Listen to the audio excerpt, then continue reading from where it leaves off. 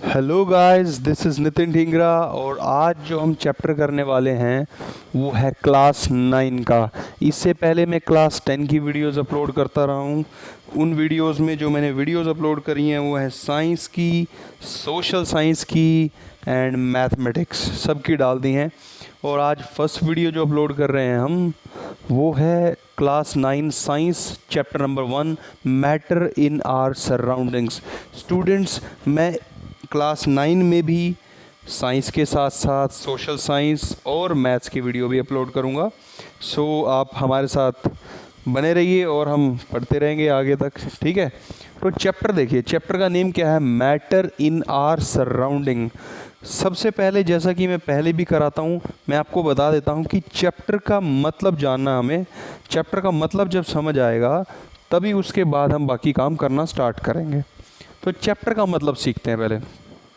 Matter, what is matter, क्या होता है मैटर।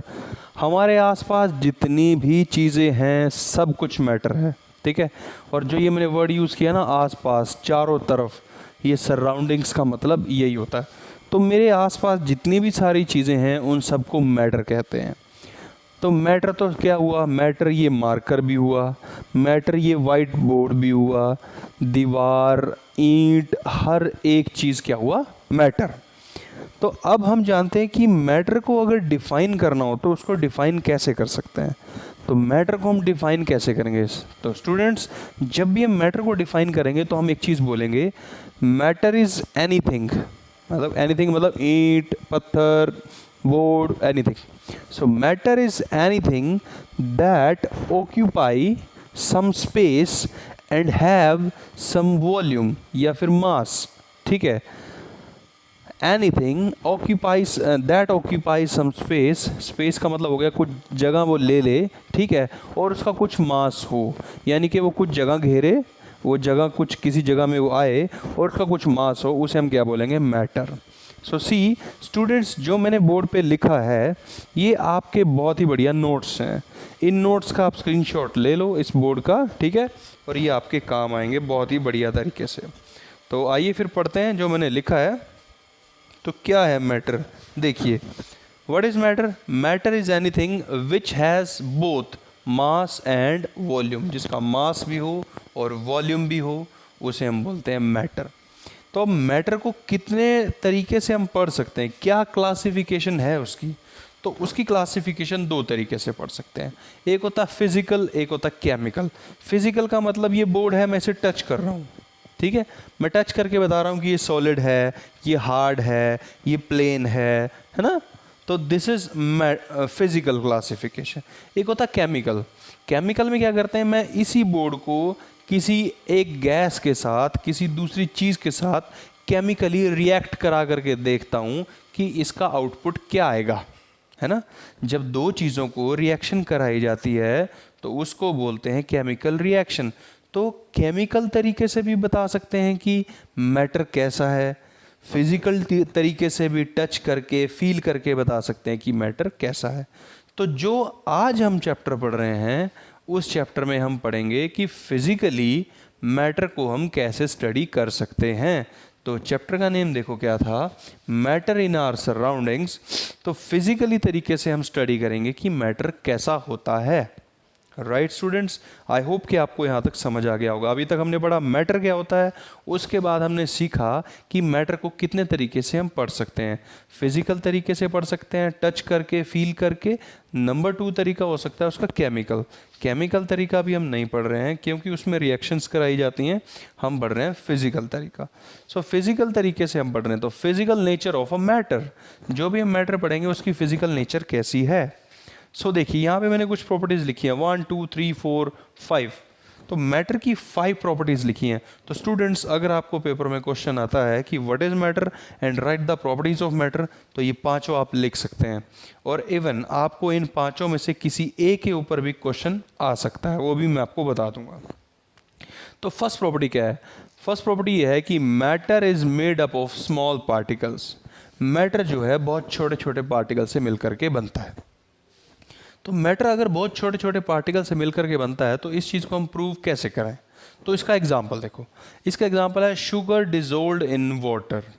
चीनी जो है पानी के अंदर घुल जाती है। हाँ हमें पता है सर घुलती है, इसमें क्या कुछ नई चीज़ थोड़ी है। इससे कैसे पता चला कि मैटर स्मॉल चीज़ों से मिलके बनता है? देखो पानी में कुछ थोड़ा सा, आपने एक गिलास में थोड़ा पानी लिया, ठीक है, उसके ऊपर आप मार्क लगा लेना कि इतना पानी है। आपने उसके अंदर 1 चम्मच डाला चीनी का और हिलाना शुरू किया, स्टिरिंग शुरू किया, हिलाया, थोड़ी देर के बाद वो घुल गया। घुल गया जी। अब जब वो घुल गया तो आप उसका लेवल चेक करो। आपने उसका लेवल चेक किया, पानी तो अब भी उतना ही था, तो पानी को ऊपर क्यों नहीं बढ़ा? आप देखो ना, जैसे आप पानी के अंदर कोई, जैसे अगर आपके पास एक टब, एक बाल्टी में पानी है, उसके अंदर आप एक ईंट डाल दो, जैसे आप उसके अंदर कोई ब्रिक, कोई ईंट, कोई पत्थर डालोगे तो पानी का लेवल क्या हो जाता है? अप, बढ़ जाता है, बढ़ जाता है ना। तो ये लेवल पानी के अंदर चीनी डालने से बढ़ा नहीं। क्यों नहीं बढ़ा भाई?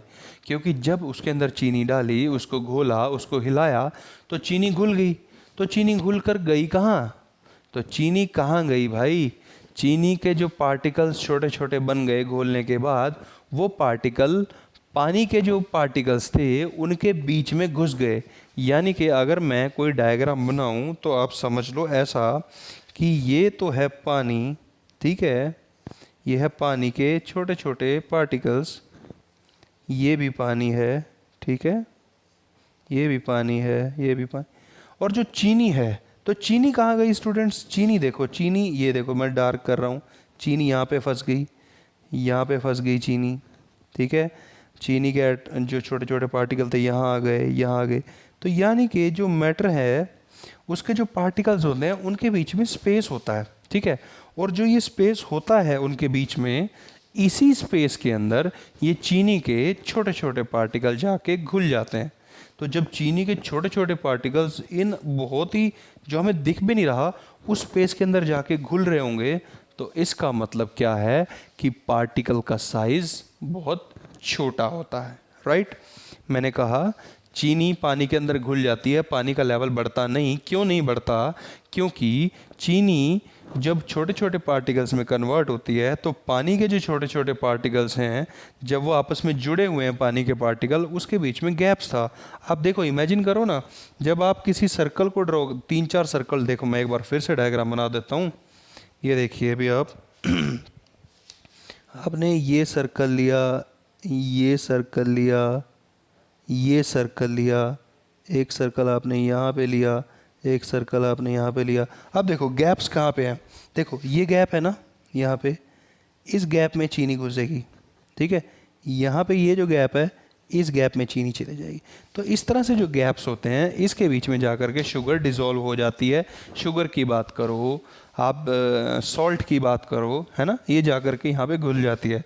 तो इससे क्या पता चलता है कि पार्टिकल का साइज़ बहुत छोटा होता है। सेकंड, ठीक है। अच्छा हाँ, मैंने 2 बार लिख दी की प्रॉपर्टी। तो matter is made up small particle, बता दिया आपको। सेकंड प्रॉपर्टी क्या है? Particle of matter are very small. तो दोनों की 2 प्रॉपर्टीज हमने इसमें प्रूव कर दी। बट मैंने यहाँ पे एक एग्जांपल और लिखा है, ये आपको मैं एक्सप्लेन कर देता हूँ। एग्जांपल है कि water plus KMnO4। Students, KMnO4 का मतलब होता है पोटेशियम परमैंगनेट। अगर आप, अब मुझे नहीं पता आपको याद है कि नहीं, जब मैं बचपन में छोटा था, ठीक है, तो उस छोटे होते के टाइम पे जब जैसे कुछ बर्तन थे, ठीक है, कुछ बर्तन को पानी से साफ़ करना होता था, तो एक लाल दवाई करके आती थी, ठीक है। उस लाल दवाई में हम पानी के जो जूठे ग्लासेस हैं उनको डालते थे और वो हम साफ़ कर लेते थे। तो जब हम ऐसे साफ़ कर लेते थे, ठीक है, तो होता क्या था कि हम जूठे बर्तन साफ़ इसीलिए करते हैं कि इसमें किसी के मुंह से कोई बैक्टीरिया ना आ जाए। तो ये जो लाल दवाई थी, ये लाल दवाई थी पोटेशियम परमैंगनेट। वही पोटेशियम परमैंगनेट उन बैक्टीरिया को किल करती थी, ठीक है। तो अब ये लाल दवाई का नाम मैंने इसलिए बताया कि उसका कलर होता है रेड।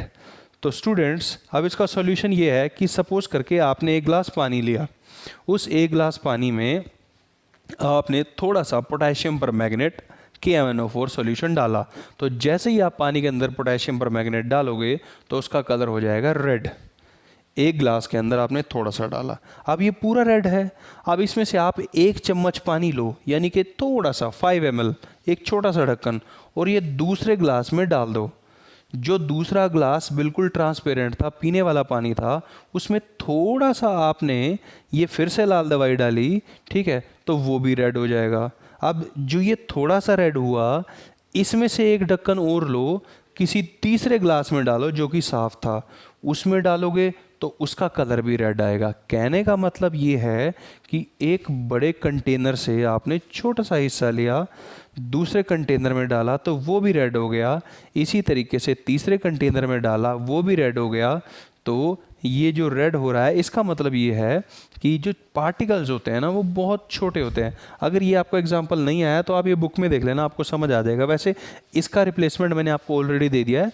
इसके अंदर ये शुगर डिजोल्ड इन वाटर या फिर लेमनेड नींबू पानी या फिर सॉल्ट इन वाटर भी एग्जाम्पल चल सकता है। Third property, particle of matter have space between them. अभी जो मैंने आपको एग्जांपल स्पेस वाला यहाँ पे करके दिखाया था उसमें मैंने ये तीनों की तीन प्रॉपर्टीज़ बता दी थी। भाई पार्टिकल और जो मैटर के जो पार्टिकल होते हैं उनके बीच में स्पेस होता है। मैंने अभी आपको दिखाया पानी के जो पार्टिकल्स थे सर्कुलर मैंने बनाए थे, उन सर्कुलर पार्टिकल्स के बीच में कुछ ना कुछ जगह बची हुई थी ना।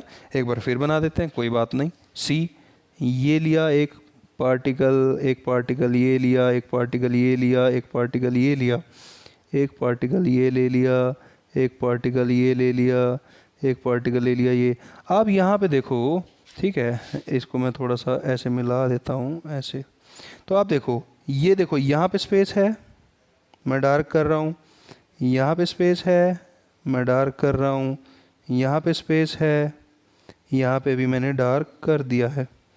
तो मैटर के जो पार्टिकल हैं उनके बीच में स्पेस होता है। एक ये भी देखिए, यहाँ पे भी स्पेस है, ठीक है ना।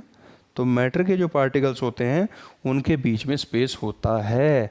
अगर उनके बीच में स्पेस होता है तभी तो जब हम चीनी पानी में डालते हैं वो घुल जाती है। वो कहाँ जाती है? इसी स्पेस में। जो हम नमक पानी में डाल करके घोलते हैं वो कहाँ जाता है? वो इसी स्पेस में।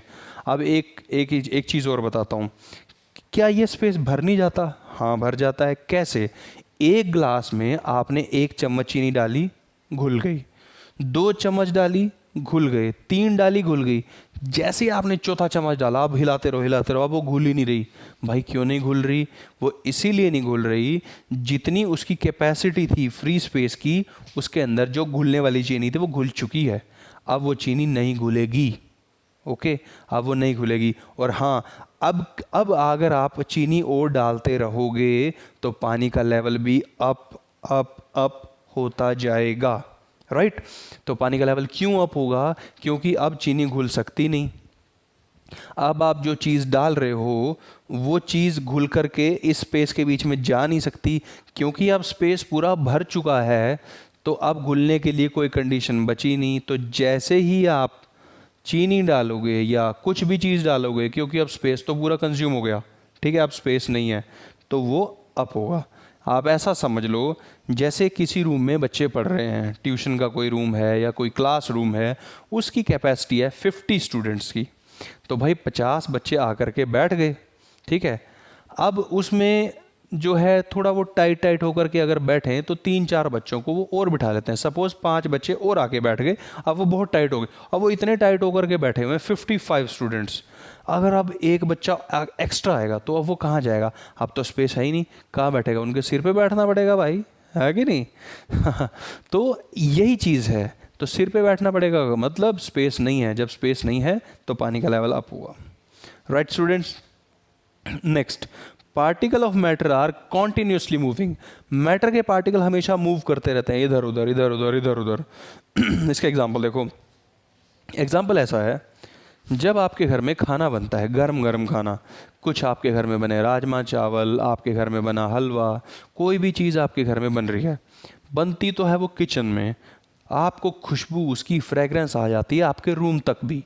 ऐसा कैसे पॉसिबल है? खाना किचन में बन रहा है, आपको खुशबू आ रही है इधर, या फिर आप किसी के घर के सामने से निकल के जा रहे हैं, उसके घर में कोई अच्छी चीज़ बन रही है, मैगी, ये वो, जो भी आपको अच्छा लगता है, ठीक है, आपको उसकी खुशबू आ जाती है। तो क्या हो रहा है भाई? जो खाने के जो अंदर पार्टिकल थे, जब उसको आप बना रहे थे तो आप क्या कर रहे थे? उसे गर्म कर रहे थे, है ना। तो जब आप उसे गर्म कर रहे थे तो पार्टिकल दूर दूर तक ट्रैवल कर लेते हैं। जब वो इतनी दूर दूर तक ट्रैवल करते हैं तो आप तक वो पहुंचते हैं। तो जब आपके नाक को वो पहुंचते हैं तो आपको पता चलता है कि ये चीज़ बन रही है। तो इससे क्या प्रूव हुआ? सबसे फर्स्ट बात तो इससे ये प्रूव हुई कि particle of matter are continuously moving. अब जो इनकी मूवमेंट है वो किस चीज़ पे डिपेंड करती है? इनकी मूवमेंट डिपेंड करती है टेम्परेचर पे। अगर टेम्परेचर ज़्यादा होगा तो पार्टिकल्स ज़्यादा मूव करेंगे, अगर टेम्परेचर कम होगा तो पार्टिकल मूव नहीं करेंगे। अब वही खाना, वही हलवा, वही राजमा चावल जब नए नए मम्मी बना रही थी आपकी, तब तो खुशबू आ रही थी दूर तक। अब जब वो ठंडे हो चुके हैं तब किसी को भी खुशबू नहीं आती। क्यों नहीं आती? क्योंकि जब वो ठंडे हो गए हैं तो टेम्परेचर डाउन है। टेम्परेचर कम होने के बाद जो पार्टिकल हैं मैटर के वो मूव नहीं कर पाते। अगर वो मूव नहीं कर पाएंगे तो वो ट्रैवल नहीं कर पाएंगे, तो उसकी खुशबू आप तक नहीं आएगी। इसीलिए गर्म खाना जब बनता है, फ्रेश खाना जब बन रहा है, जब वो गर्म है तो उसकी खुशबू दूर तक आएगी। बट अगर कोई खाना ठंडा हो गया उसकी खुशबू नहीं आएगी। सो देयरफॉर टेम्परेचर के बढ़ने से पार्टिकल्स की मूवमेंट बढ़ती है, राइट। और जब पार्टिकल्स की मूवमेंट बढ़ती है, जब भी कोई चीज़ मोशन में होती है, उसके अंदर जो एनर्जी होती है उस एनर्जी को बोलते हैं kinetic energy. So any particle in the motion, जब भी वो चल रहा है तो उसके अंदर कौन सी एनर्जी होती है? Kinetic energy, right students. तो ये काइनेटिक एनर्जी की वजह से ही आपको पता चलता है कि कुछ नया खाना बन रहा है। तो यानी कि टेम्परेचर बढ़ेगा, काइनेटिक एनर्जी बढ़ेगी, पार्टिकल्स दूर तक ट्रैवल करेंगे। टेम्परेचर कम हो जाएगा, काइनेटिक एनर्जी कम हो जाएगी, तो पार्टिकल्स मूव नहीं करेंगे।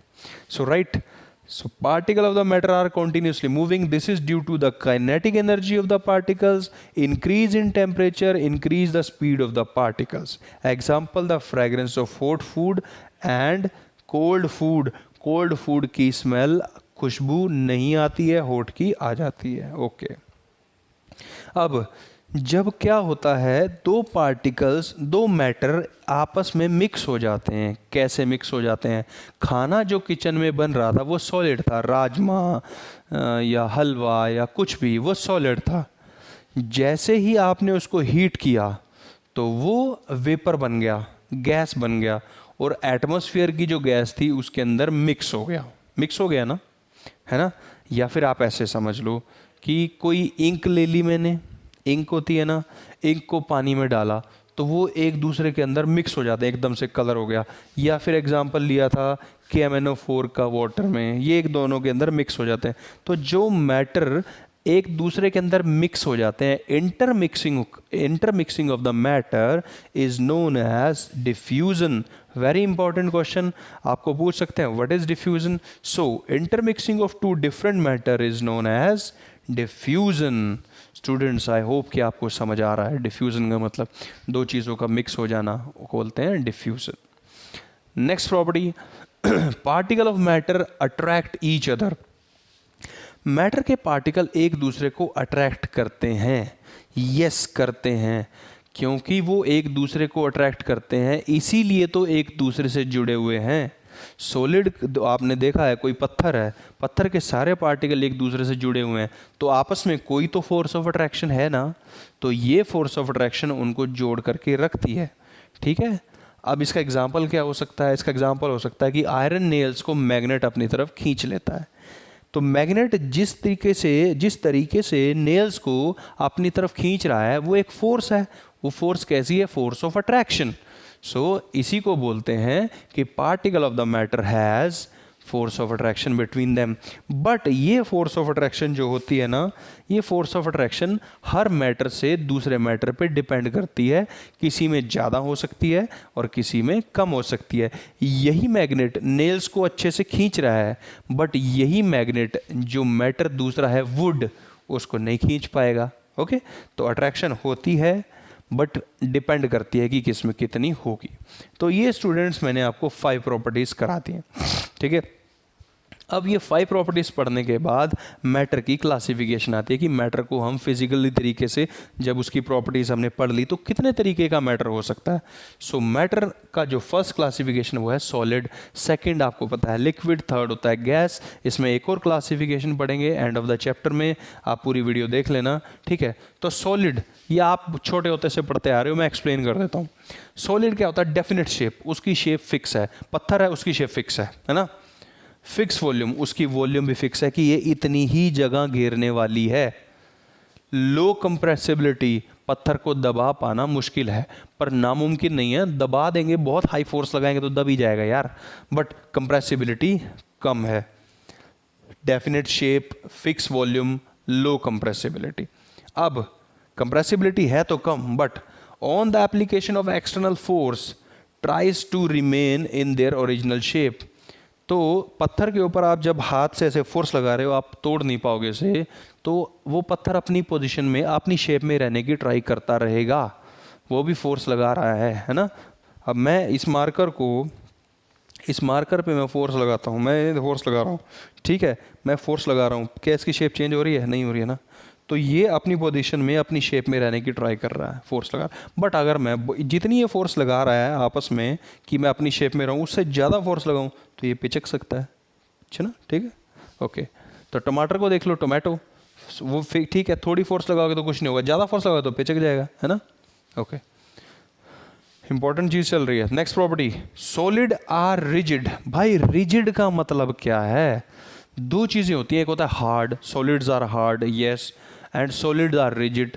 तो दोनों हैं तो सेम, पर डिफरेंस क्या है? सॉलिड रिजिड है। रिजिड का मतलब ये है भाई कि सॉलिड जो है अपनी शेप चेंज होने नहीं देता भाई, ठीक है। अगर आप उसकी शेप चेंज करने की कोशिश करोगे, फोर्स लगाते रहोगे, तो वो टूट जाएगा।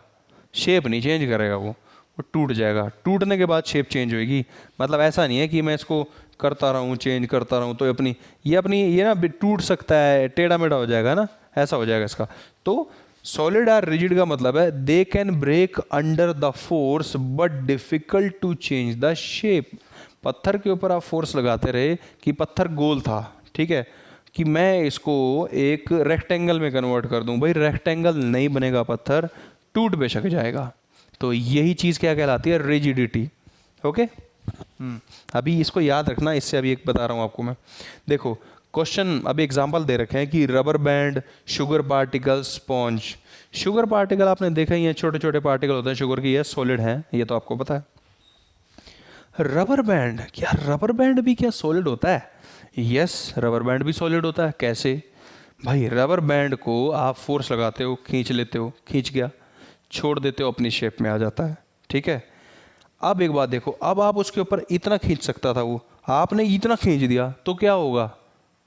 फोर्स एक्स्ट्रा लग गई तो वो टूट जाएगा, बट वो इतनी शेप नहीं करवाएगा, है ना।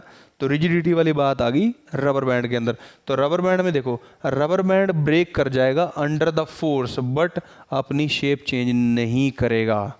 अगर आप उसको छोड़ोगे तो अपनी शेप में आएगा, बहुत ज़्यादा फोर्स लगाओगे तो टूट जाएगा। ऐसा नहीं कि वो इतना लंबा होकर रह जाएगा, नो, या तो वो वापस आ जाएगा, अगर एक्स्ट्रा फोर्स लगाई तो वो टूटेगा। So therefore rubber band is a solid.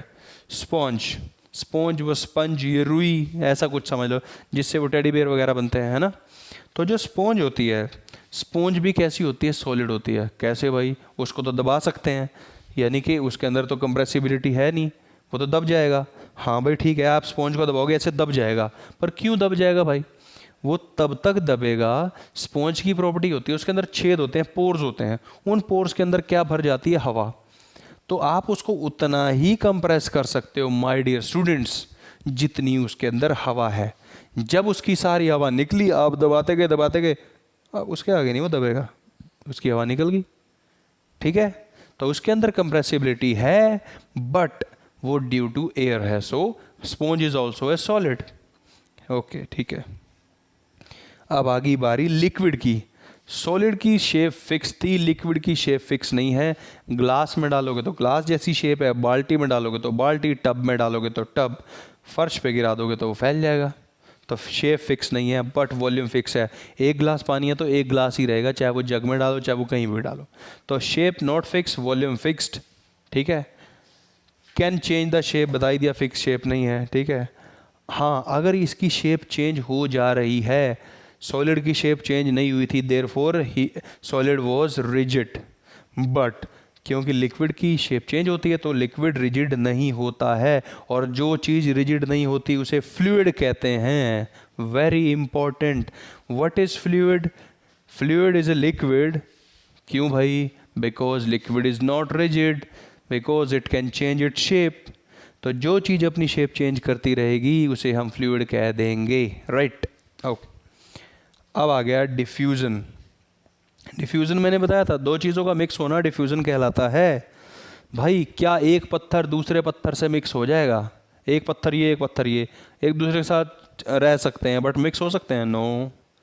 क्या दो लिक्विड मिक्स हो सकते हैं? यस। नींबू पानी, नींबू का रस, पानी मिक्स हो जाएंगे, बहुत ही बढ़िया। तो अब कोई गैस है जैसे ऑक्सीजन है, ऑक्सीजन कहाँ पे? पानी के अंदर घुली होती है। उसी घुली हुई ऑक्सीजन से एक्वेटिक एनिमल्स जो पानी में रहते हैं, मछलियाँ वगैरह, वो सांस लेते हैं। तो यानी कि गैस भी लिक्विड के अंदर घुल सकती है, बिल्कुल घुल सकती है। सॉलिड भी घुलता है, चीनी घुलती है, बट उसको जब डिफ्यूज़ करते हैं तो फोर्स लगानी पड़ती है बहुत ज़्यादा। तो कहने का मतलब है डिफ्यूज़न की जो प्रॉपर्टी है सॉलिड में कम होती है, लिक्विड में आसानी से होती है, तो लिक्विड में ज़्यादा होती है। और जब हम गैस की बात करेंगे तो वो बहुत ही ज़्यादा होगी। तो डिफ्यूज़न सबसे कम सॉलिड में, उससे ज़्यादा लिक्विड में।